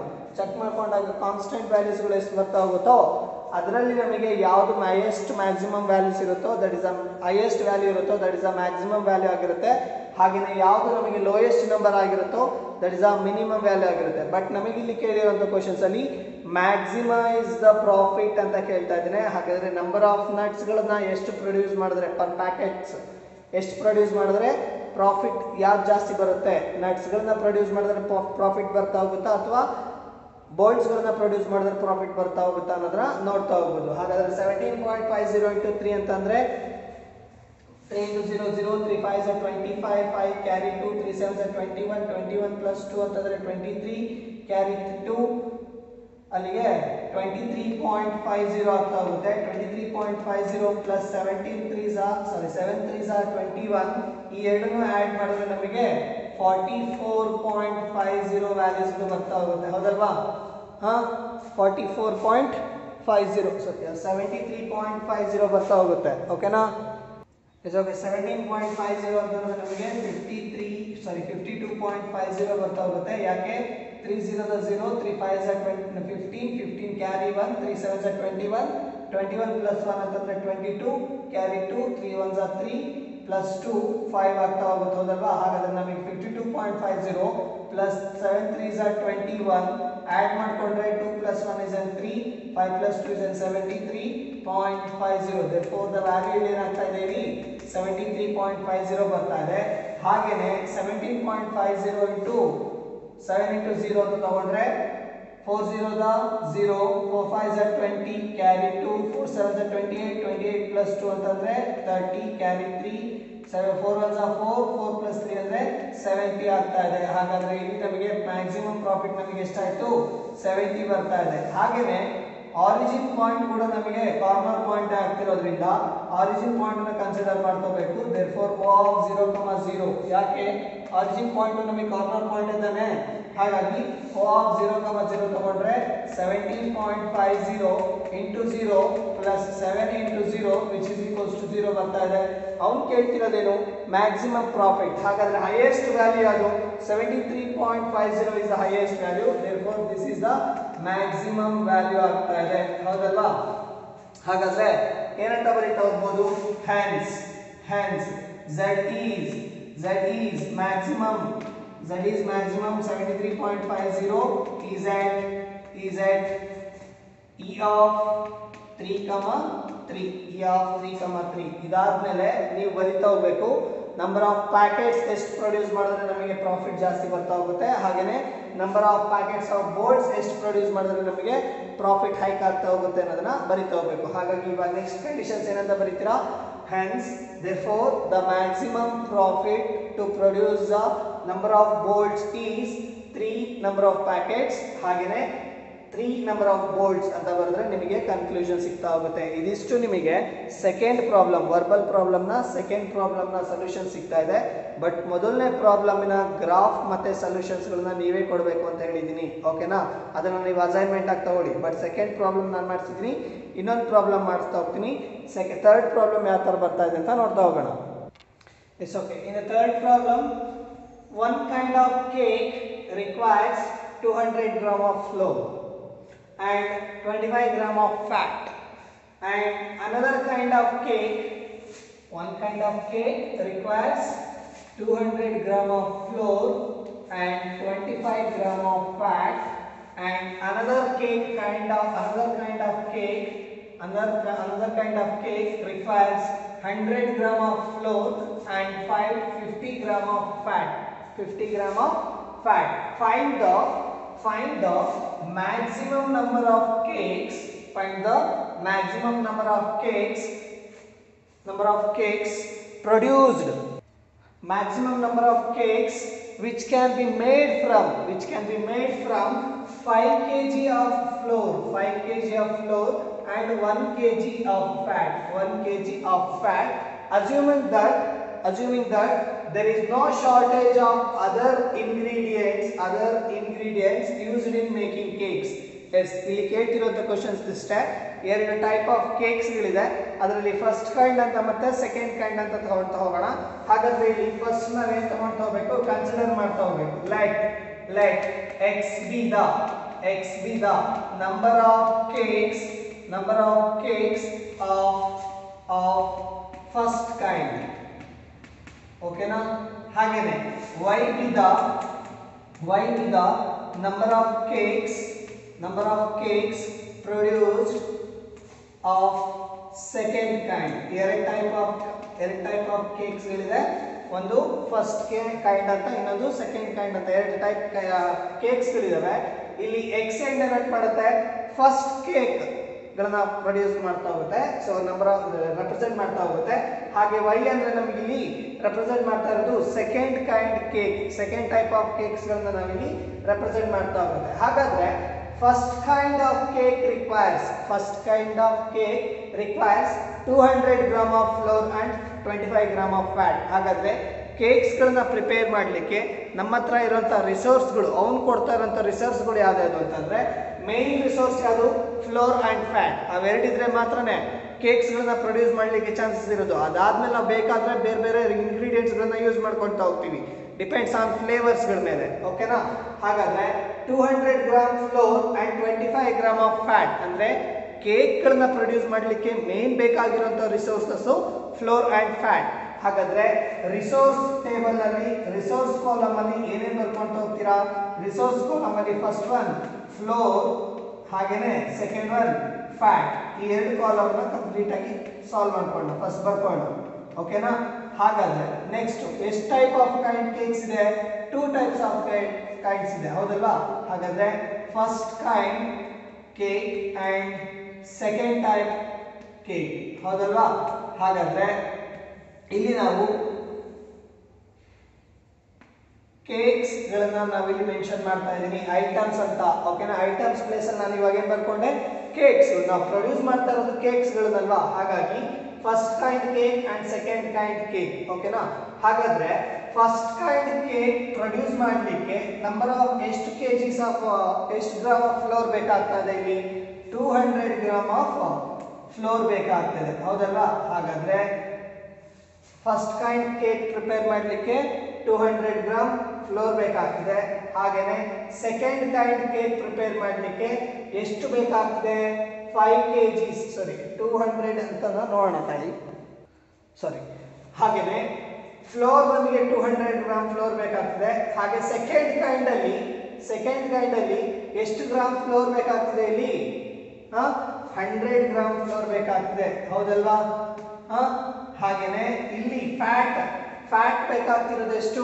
25 gram of fat. ಹಾಗಾಗಿ 25 ಗ್ರಾಮ್ ಆಫ್ ಫ್ಯಾಟ್ ಇಂಟು ಈ ಸೆಕೆಂಡ್ ಕೈಂಡ್ ಕೇಕ್ ಅನ್ನು ಪ್ರಿಪೇರ್ ಮಾಡಲಿಕ್ಕೆ 50 ಗ್ರಾಮ್ ಫ್ಯಾಟ್ ಬೇಕಾಗ್ತದೆ. ಹಾಗಾದ್ರೆ ಇಲ್ಲಿ ನಮಗೆ ಅವೈಲೇಬಲ್ ಇರುವಂತಹ ರಿಸೋರ್ಸಸ್ ಎಷ್ಟಿದೆ? ಎಷ್ಟಿದೆ resources? Find the maximum number of cakes. 5 kg flour and 1 kg of fat. ಅಂದ್ರೆ ಇವ್ರ ಹತ್ರ ಇರುವಂತಹ ಬೇಕರಿ ಹತ್ರ ಇರುವಂತಹ ಮೈದಾ ಹಿಟ್ಟು ಎಷ್ಟಿದೆ ಅಥವಾ ಫ್ಲೋರ್ ಎಷ್ಟಿದೆ? 5 kg ಇದೆ. ಹಾಗೇನೆ ಎಷ್ಟು ಕೆಜಿ ಫ್ಯಾಟ್ಸ್ ಇದೆ? 1 kg ಫ್ಯಾಟ್ ಇದೆ. ಇಷ್ಟು ಮೆಟೀರಿಯಲ್ಗಳನ್ನ ಇಟ್ಕೊಂಡು, ಅವೈಲಬಿಲಿಟಿ ಇರುವಂಥ ಫ್ಲೋರ್ ಮತ್ತು ಫ್ಯಾಟ್ಗಳನ್ನ ಇಟ್ಕೊಂಡು ಮಾತ್ರ ನಾವು ಕೇಕ್ಸ್ಗಳನ್ನ ಇವತ್ತು ಪ್ರೊಡ್ಯೂಸ್ ಮಾಡ್ತಾ ಹೋಗ್ಬೇಕು. ಹಾಗಾದರೆ ಆ ಹಿಟ್ಟಲ್ಲಿ ಮತ್ತು ಅಷ್ಟು ಫ್ಯಾಟಲ್ಲಿ ಎಷ್ಟು ನಂಬರ್ ಆಫ್ ಕೇಕ್ಸ್ಗಳನ್ನು ನಾವಿಲ್ಲಿ ಪ್ರೊಡ್ಯೂಸ್ ಮಾಡ್ಬೋದು ಅನ್ನೋದನ್ನ ಕ್ವಶನ್ಸ್ ಕೇಳ್ತಾ ಇದ್ದಾರೆ. ಓಕೆನಾ? ಹಾಗಾದರೆ maximum number of cakes first kind ಬರ್ತಾ ಹೋಗುತ್ತಾ ಅಥವಾ ಸೆಕೆಂಡ್ ಕೈಂಡ್ ಬರ್ತಾ ಹೋಗುತ್ತಾ ಅನ್ನೋದನ್ನ ನಾವಿಲ್ಲಿ ಫೈಂಡ್ ಔಟ್ ಮಾಡ್ತಾ ಹೋಗ್ಬೇಕು. ಹಾಗಾದರೆ ಫಸ್ಟ್ ಒನ್ ಇಲ್ಲಿ ನಮಗೆ 200x ಅಂತಂದ್ರೆ 200 ಗ್ರಾಮ್ ಆಫ್ ಫ್ಲೋರ್ ಇದೆ. Okay, yes okay. ಎಕ್ಸ್ ಏನ್ ಡೆನೋಟ್ ಮಾಡುತ್ತೆ? ಫಸ್ಟ್ ಕೈಂಡ್ ಕೇಕ್ ನ ಪ್ರಿಪೇರ್ ಮಾಡಲಿಕ್ಕೆ ಡೆನೋಟ್ ಮಾಡ್ತಾ ಹೋಗುತ್ತೆ. ವೈ ಏನ್ ಡೆನೋಟ್ ಮಾಡ್ತಾ ಹೋಗುತ್ತೆ? ಸೆಕೆಂಡ್ ಕೈಂಡ್ ನ ಕೇಕ್ ನ ಪ್ರೊಡ್ಯೂಸ್ ಮಾಡಲಿಕ್ಕೆ ಡಿಪೆಂಡ್ ಮಾಡ್ತಾ ಹೋಗುತ್ತೆ. ಹಾಗಾದ್ರೆ ಫಸ್ಟ್ ಕೈಂಡ್ ಕೇಕ್ ಅಲ್ಲಿ 200 ಗ್ರಾಮ್ ಫ್ಲೋರ್ ಯೂಸ್ ಮಾಡ್ತಾ ಇದ್ರೆ ಸೆಕೆಂಡ್ ಕೈಂಡ್ ಕೇಕ್ ಅಲ್ಲಿ 100 ಗ್ರಾಮ್ ಆಫ್ ಫ್ಲೋರ್ ನಾವು ಯೂಸ್ ಮಾಡ್ತಾ ಇದೀವಿ ವಿತಿನ್ 5 kgs, ಹೌದಲ್ಲ? ವಿತಿನ್ 5 kg ಫ್ಲೋರ್ಗಳನ್ನು ಮಾತ್ರ ನಾವು ಯೂಸ್ ಮಾಡ್ತಾ ಹೋಗಬೇಕು. ಹಾಗೇನೆ ಫ್ಯಾಟ್ ಎಷ್ಟು ಯೂಸ್ ಮಾಡ್ತಾ ಇದೀವಿ? ಫಸ್ಟ್ ಕೈಂಡ್ ಕೇಕ್ ಪ್ರಿಪೇರ್ ಮಾಡಲಿಕ್ಕೆ 25x. ಹಾಗೇನೆ ಸೆಕೆಂಡ್ ಕೈಂಡ್ ಪ್ರಿಪೇರ್ ಮಾಡಲಿಕ್ಕೆ 50 into y which is less than 1 kg. ಹೌದಾ? ನಮ್ಮ ಹತ್ರ ಇರುವಂತ ಅವೈಲೇಬಲ್ ಫ್ಯಾಟ್ಸ್ ಎಷ್ಟಿದೆ? ಓನ್ಲಿ 1 kg ಇದೆ. ಇಲ್ಲಿ ಅವೈಲೇಬಲ್ ಫ್ಲೋರ್ ಎಷ್ಟಿದೆ? 5 kg ಇದೆ. ಹಾಗೇನೆ ಪ್ರಾಫಿಟ್ ಅನ್ನೋದನ್ನ ಕೇಳ್ತಾ ಇಲ್ಲ, ಬಟ್ ಏನ್ ಮೆನ್ಷನ್ ಮಾಡ್ತಾ ಇದ್ದಾರೆ? Maximum number of cakes which can be made from 5 kg of flour and 1 kg of fat. ಅವನ ಹತ್ರ ಅವೈಲೇಬಲ್ ಇರೋದೇ 5 kg ಫ್ಲೋರ್ ಮತ್ತೆ 1 kg ಫ್ಯಾಟ್ ಅಲ್ಲಿ ಆ ಎರಡು ಮೆಟೀರಿಯಲ್ಗಳನ್ನ ಇಟ್ಕೊಂಡು ಮ್ಯಾಕ್ಸಿಮಮ್ ನಂಬರ್ ಆಫ್ ಕೇಕ್ಸ್ಗಳನ್ನ ಎಷ್ಟು ಪ್ರೊಡ್ಯೂಸ್ ಮಾಡಬಹುದು, ಫಸ್ಟ್ ಕೈಂಡ್ ಕೇಕ್ ನ ಪ್ರೊಡ್ಯೂಸ್ ಮಾಡಬಹುದು ಅಥವಾ ಸೆಕೆಂಡ್ ಕೈಂಡ್ ಕೇಕ್ ನ ಪ್ರೊಡ್ಯೂಸ್ ಮಾಡಬಹುದು ಅನ್ನೋದನ್ನ ಕೇಳ್ತಾ ಇದ್ದಾರೆ. ಹಾಗಾದ್ರೆ x ಅಂದ್ರೆ ಡೆನೋಟ್ ಮಾಡ್ತಾ ಹೋಗುತ್ತೆ number of cakes of first kind, ಹಾಗೆ y ಡೆನೋಟ್ ಮಾಡ್ತಾ ಹೋಗುತ್ತೆ number of cakes of second kind. ಹಾಗಾದ್ರೆ ಆಬ್ಜೆಕ್ಟಿವ್ ಫಂಕ್ಷನ್ಸ್ ಏನಾಗ್ತಾ ಹೋಗುತ್ತೆ? z is equals to x plus y. First kind ನು ಕೇಕ್ ಪ್ರಿಪೇರ್ ಮಾಡ್ತಿದೀವಿ, ಸೆಕೆಂಡ್ ಕೈಂಡ್ ನು ಕೇಕ್ ಪ್ರಿಪೇರ್ ಮಾಡ್ತಿದೀವಿ ಅಂದಾಗ ಈ ಎರಡು ಈಕ್ವೇಷನ್ಸ್ ನ ಏನ್ ಮಾಡ್ತಾ ಹೋಗ್ಬೇಕು? ಆಡ್ ಮಾಡ್ತಾ ಹೋಗ್ಬೇಕು. ಹಾಗಾದ್ರೆ ಆಡ್ ಮಾಡಿದಾಗ ನಮಗೆ ಆಬ್ಜೆಕ್ಟಿವ್ ಫಂಕ್ಷನ್ ಸಿಗ್ತಾ ಹೋಗುತ್ತೆ. ಆಬ್ಜೆಕ್ಟಿವ್ ಫಂಕ್ಷನ್ ಯಾವುದು ಅಂತಂದ್ರೆ z is equals to x plus y. Subjected to constant equations ಗಳು ಯಾವ್ದು ಆಗ್ತಾ ಹೋಗುತ್ತೆ? 200x plus 100y which is less than or equals to 5000. ಹಾಗಾದ್ರೆ 200 into x plus 100 into y which is less than or equals to 5 kilograms ಅಂತ ಇರೋದು. 5 kilograms ಅಂತ ಅಂದ್ರೆ k ಇರೋದನ್ನ ನಾವು ಏನ್ ಮಾಡ್ಕೋಬೇಕು? ನಂಬರಿಂಗ್ ಆಗಿ ಕನ್ವರ್ಟ್ ಮಾಡ್ಕೋಬೇಕು. ಹಾಗಾದ್ರೆ k ಅಂದ್ರೆ 10⁻³ 10⁻³ ಅಂದ್ರೆ 1000 5000 ಅಲ್ವಾ? ಹಾಗಾದ್ರೆ 5 into 10,000 ಅಂತಂದ್ರೆ 5000 grams of flour here and 25x plus 50y is less than or equals to 1 kg fats ಇದೆ. 1 kilogram fat ಅಂತಂದ್ರೆ 1000 grams of fat here. ಓಕೆನಾ? ಹಾಗಾದ್ರೆ ಕನ್ಸ್ಟೆಂಟ್ ಈಕ್ವೇಷನ್ಸ್ ಗಳು ಸಿಗ್ತಾ ಹೋಯ್ತು, ಆಬ್ಜೆಕ್ಟಿವ್ ಫಂಕ್ಷನ್ ಸಿಕ್ಕಿದೆ, ಕನ್ಸ್ಟೆಂಟ್ ಈಕ್ವೇಷನ್ ಸಿಕ್ಕಿದೆ. ಇನ್ನ ಮುಂದಿನ ಆಟ ಯಾವುದು? ಮುಂದಿನ ಪ್ರಾಬ್ಲಮ್ಸ್ ಗಳು ಏನ್ ಮಾಡ್ತಾ ಹೋಗ್ಬೇಕು? ಆಬ್ಜೆಕ್ಟಿವ್ ಫಂಕ್ಷನ್ಸ್, ಕನ್ಸ್ಟೆಂಟ್ ಈಕ್ವೇಷನ್ಸ್ ಗಳು ಸಿಕ್ತು ಅಂತಂದ್ರೆ as it is same method constant equations ನ ಕನ್ಸಿಡರ್ ಮಾಡ್ತಾ ಹೋಗ್ತೀರಾ, ಅಸ್ಯೂಮ್ ಮಾಡ್ತಾ ಹೋಗ್ತೀರಾ which is equals to 5000 and constant equations 2 ನ ಯೂಸ್ ಮಾಡ್ತೀರಾ which is equals to 1000 ಅಂತ ಕನ್ಸಿಡರ್ ಮಾಡಿಕೊಂಡು ಕೋಆರ್ಡಿನೇಟ್ ಪಾಯಿಂಟ್ಸ್ಗಳನ್ನ ಫೈಂಡ್ ಔಟ್ ಮಾಡ್ತೀರಾ, ಬಂದಿರೋಂಥ ಕೋಆರ್ಡಿನೇಟ್ ಪಾಯಿಂಟ್ಸ್ನ ಗ್ರಾಫಲ್ಲಿ ಪ್ಲಾಟ್ ಮಾಡ್ತೀರಾ. ಪ್ಲಾಟ್ ಆದಮೇಲೆ ನಾವು ಫಿಸಿಬಲ್ ರೀಜನ್ ಫೈಂಡ್ ಔಟ್ ಮಾಡ್ತೀವಿ. ಫಿಸಿಬಲ್ ರೀಜನ್ನಲ್ಲಿರುವಂಥ ಕಾರ್ನರ್ ಪಾಯಿಂಟ್ಸ್ಗಳನ್ನ ತಗೊಂಡು maximum number of cakes first kind produce ಆಗ್ತಿದೆಯಾ ಅಥವಾ maximum number of cakes second produce ಆಗ್ತಾ ಹೋಗುತ್ತಾ ಅನ್ನೋದನ್ನ ನೋಡ್ತಾ ಹೋಗೋಣ. ಓಕೆನಾ? ಹಾಗಾದರೆ ಟ್ಯಾಬ್ಯುಲರ್ ಕಾಲಮ್ನ ಬರ್ಕೊಳ್ಳಿ. ಹಾಗೆ ಆಬ್ಜೆಕ್ಟಿವ್ ಫಂಕ್ಷನ್ಸ್ ಆ ಸೈಡಲ್ಲಿ ಬರ್ತಿದ್ದೀನಿ. ಈಕ್ವೇಷನ್ಸ್ ಈ ಟ್ಯಾಬ್ಯುಲರ್ ಕಾಲಮ್ಗೆ ಡಿಪೆಂಡೆಡ್ ಆಗಿರುವಂಥ ಈಕ್ವೇಷನ್ಸ್ಗಳನ್ನ ಬರ್ಕೊಳ್ಳಿ. ಆಮೇಲೆ ನಾನು ಪ್ರಾಬ್ಲಮ್ ಸಾಲ್ವ್ ಮಾಡ್ತಾ ಹೋಗ್ತೀನಿ. ಓಕೆನಾ? Yes okay. It's okay. Assume 200x plus 100y which is equals to 5000. Therefore, let x equals to 0. x के value 0 ಕೊಟ್ರೆ 100y is equals to 5000 ಆಗ್ತಾ ಹೋಗುತ್ತೆ. ಹಾಗಾದ್ರೆ y is equals to 5000 divided by 100. Here the 2 zeros cancel. 50 divided by 1 ಅಂತಂದ್ರೆ value ನಮಗೆ 50 ಬರ್ತಾ ಇದೆ. ಹೌದಲ್ವಾ? ಹಾಗನೇ if y equals to 0, y value 0 ಕೊಟ್ರೆ 200 x plus 0 which is equals to 5000 ಆಗ್ತಾ ಹೋಗುತ್ತೆ. ಹಾಗಾದ್ರೆ x is equals to 5000 divided by 200. Here the 2 zeros cancel. 2 ones are 2, 25 are 50 ಆಗ್ತಾ ಹೋಗುತ್ತೆ. ಹಾಗಾದ್ರೆ ಇಲ್ಲಿನ ಕೋಆರ್ಡಿನೇಟ್ ಪಾಯಿಂಟ್ 1 more x ನ ಕೋಆರ್ಡಿನೇಟ್ ಪಾಯಿಂಟ್ x ನ ವ್ಯಾಲ್ಯೂ ಏನಾಗ್ತಾ ಇದೆ 25 ಆಗ್ತಿದೆ. ಹಾಗಾದ್ರೆ a of 0, 50 and b of 25, 0 are the two coordinate points getting from the equations 200x plus 100y. ಹಾಗೇನೆ ಇಲ್ಲಿ put x equals to 0, y value ಏನಾಗ್ತಾ ಹೋಗುತ್ತೆ 50y is equals to 1000. Therefore y is equals to 1000 divided by 50. Therefore 0 cancel. 5 ones are 5, 20s are 100. ಹೌದಲ್ವಾ? ಹಾಗಾದ್ರೆ 0, 20 and the next one x value 0 ಕೊಟ್ಟಾಯ್ತು, y value 0 ಕೊಡೋಣ. if the y equals to 0, 25x is equals to 1000. 25x equals to 1000 ಅಂದ್ರೆ x is equals to 1000 divided by 25 ಆಗ್ತಾ ಹೋಗುತ್ತೆ. ಹಾಗಾದ್ರೆ ಇಲ್ಲಿ value ಏನಾಗ್ತಾ ಇದೆ 25 ones are 25, 40s ವ್ಯಾಲ್ಯೂ ಏನಾಗುತ್ತೆ 1000 ಆಗ್ತಾ ಹೋಗುತ್ತೆ. ಬೇಕಾದ್ರೆ ನೀವು ಕ್ಯಾಲ್ಕುಲೇಟ್ ಮಾಡ್ಕೋಬಹುದು.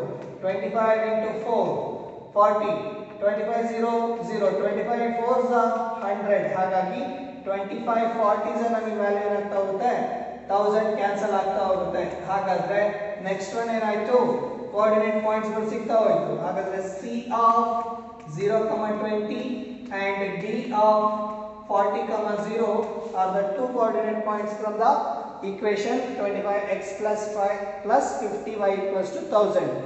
ಈಗ ನಾವೇನ್ ಮಾಡ್ತೀರಾ ಈ ಎರಡು ಕೋಆರ್ಡಿನೇಟ್ ಪಾಯಿಂಟ್ಸ್ ಗಳನ್ನ ಮತ್ತೆ ಆ ಎರಡು ಕೋಆರ್ಡಿನೇಟ್ ಪಾಯಿಂಟ್ಸ್ ಗಳನ್ನ ಗ್ರಾಫ್ ಅಲ್ಲಿ ಪ್ಲಾಟ್ ಮಾಡ್ತಾ ಹೋಗಬೇಕು. ಹಾಗಾದ್ರೆ 0, 50 lies on the x axis a of 0, 50 and 25, 0 lies on the x axis. Therefore b of 25, 0 and now we have to join these two lines, these two coordinate points a b. Okay na? a b na join ಮಾಡ್ಕೊಂಡ್ರೆ ನಮಗೆ ಯಾವ equations ನ represent ಮಾಡ್ತಾ ಹೋಗುತ್ತೆ 200x plus 100y is equals to 5000 ಅನ್ನೋ straight line ನ represent ಮಾಡ್ತಾ ಹೋಗುತ್ತೆ.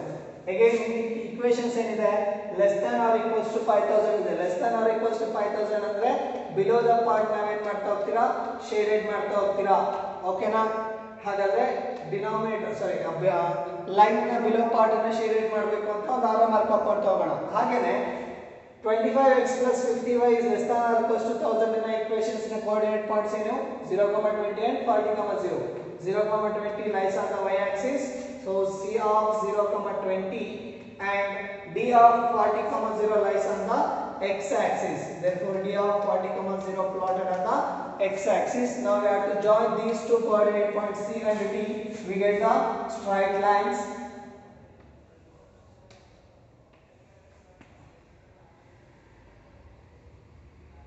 Therefore, then we have to represent that line as 25x plus 50y is equals to 1000.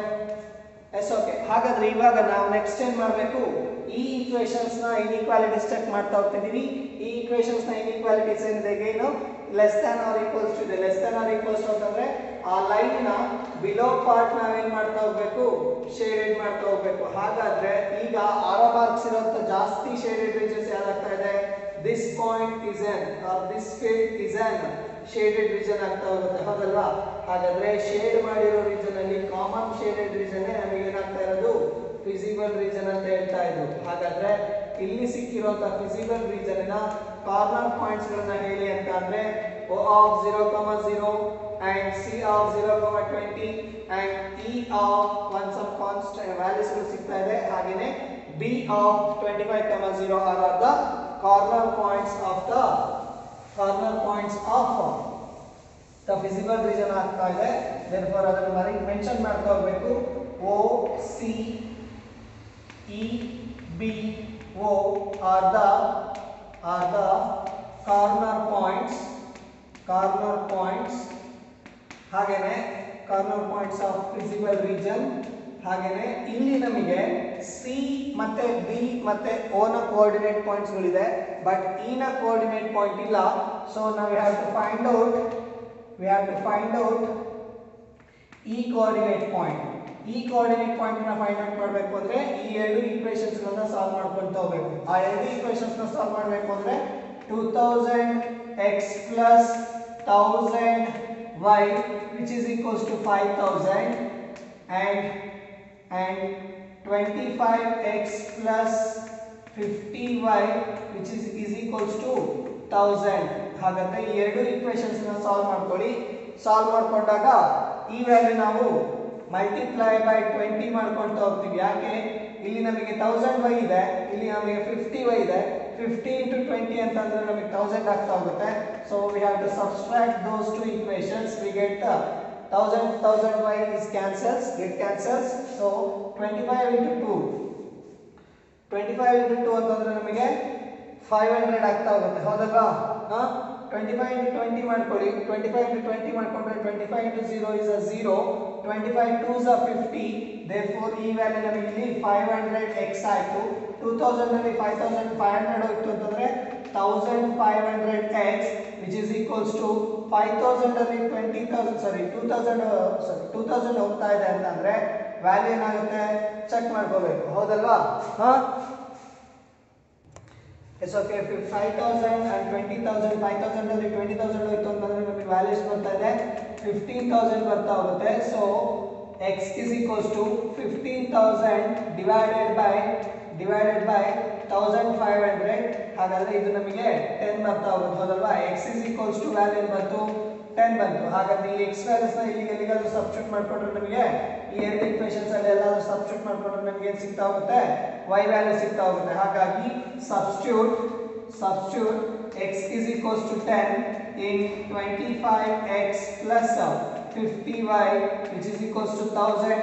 Substitute ಮಾಡ್ಕೊಂಡ್ರೆ ನಮಗೆ 25 into 10 plus 50y which is equals to 1000. ಹಾಗಾದ್ರೆ 25 into 10 ಅಂದ್ರೆ ನಮಗೆ ಏನಾಗ್ತಾ ಇದೆ, 25 into 0 ಅಂದ್ರೆ 25 1s are 25. therefore 250 ಆಗ್ತಾ ಹೋಗುತ್ತೆ. 50y is equals to 1000 minus 250 which is equals to 750 ಆಗ್ತಾ ಹೋಗುತ್ತೆ. therefore y is equals to 750 divided by 50 ಮಾಡ್ಕೊಂಡ್ರೆ ವ್ಯಾಲ್ಯೂ ನಮಗೆ 50 ಕ್ಯಾನ್ಸಲ್. ಇಲ್ಲಿ ನಮಗೆ 25 ಸಿಗ್ತಾ ಹೋಗುತ್ತೆ, ಹೌದಲ್ವಾ? ಯಾಕಂದ್ರೆ 5 5 25 ಕ್ಯಾರಿ 2 5 2 10 10 ಓಕೆ 5 plus 2 7 25 ಆಗ್ತಾ ಇದೆ, ಹೌದಲ್ವಾ? ಹಾಗಾದ್ರೆ ಇಲ್ಲಿನ ಕೋಆರ್ಡಿನೇಟ್ ಪಾಯಿಂಟ್ಸ್ ಗಳು x is equals to 10 and y is equals to 25 ಬರ್ತಾ ಇದೆ, ಹೌದಲ್ವಾ? ಹಾಗಾದ್ರೆ ಇಲ್ಲಿನ ಕೋಆರ್ಡಿನೇಟ್ ಪಾಯಿಂಟ್ಸ್ ನಮಗೆ ಸಿಗ್ತಾ ಇತ್ತು. ಸಾಲ್ವ್ ಮಾಡ್ಕೊಂಡ್ರೆ ವ್ಯಾಲ್ಯೂ ಸಿಗುತ್ತೆ. therefore the corner points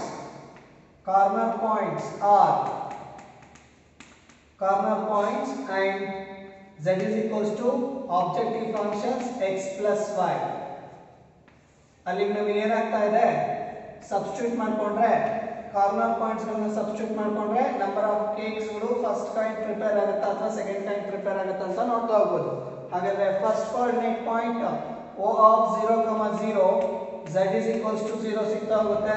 ಹಾಗೇನೆ c of 0,20 ಸಬ್ಸ್ಟಿಟ್ಯೂಟ್ ಮಾಡಿದ್ರೆ z is equals to 0 plus 20 which is equals to 20 number of cakes ಗಳು ಪ್ರಿಪೇರ್ ಆಗ್ತಾ ಹೋಗುತ್ತೆ. ಹಾಗೇನೆ e of 25,10 ಸಿಗ್ತಾ ಹೋಗುತ್ತೆ. 25,10 ಅಂತ ತಗೊಂಡ್ರೆ ವ್ಯಾಲ್ಯೂ ನಮಗೆ z is equals to 25 plus 10 which is equals to 35. ಹಾಗೇನೆ ಲಾಸ್ಟ್ ಒನ್ b 25,0 ಹೌದಲ್ವಾ. 25,0 ಅಂದ್ರೆ z is equals to 25 plus 0 which is equals to 25. ಹಾಗಾದ್ರೆ ಮ್ಯಾಕ್ಸಿಮಮ್ ನಂಬರ್ ಆಫ್ ಕೇಕ್ಸ್ ಗಳು ಪ್ರೊಡ್ಯೂಸ್ ಆಗ್ತಾ ಇರೋದಷ್ಟು 35 ಕೇಕ್ಸ್ ನಮಗೆ ಪ್ರೊಡ್ಯೂಸ್ ಆಗ್ತಾ ಹೋಗುತ್ತೆ. ಹಾಗಾದ್ರೆ 35 ಕೇಕ್ಸ್ ಗಳು ಪ್ರೊಡ್ಯೂಸ್ ಆಗುವಂತ ಪಾಯಿಂಟ್ ಯಾವುದು 25,0 ಆಗ್ತಾ ಹೋಗುತ್ತೆ. ಓಕೆನಾ. ಇದಿಷ್ಟು ನಿಮಗೆ ಇವತ್ತಿನ ಕ್ಲಾಸಸ್ಸಿನ ವಿಡಿಯೋಸು.